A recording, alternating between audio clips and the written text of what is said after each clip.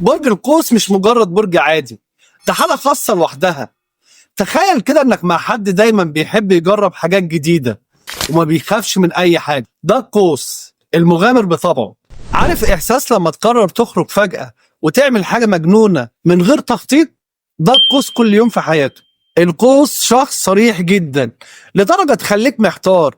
مرة زميلي في الشغل برج القوس شافني لابس جاكيت جديد، قام قايل لي ايه ده شكله قديم شوية. حسيت بالضيق، بس بعدين فهمت ان الصراحة عنده اسلوب حياة، مش غرضها يضايقك، هو كده بيحب يقول اللي في قلبه.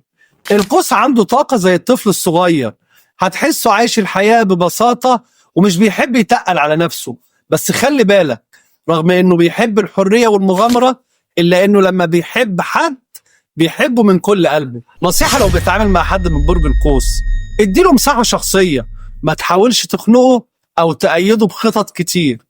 اتقبل صراحته مهما كانت، لان دي طبيعته، مش قصده يجرحك. في النهاية القوس هو البرج اللي ممكن يخليك تجرب حياة جديدة تماما.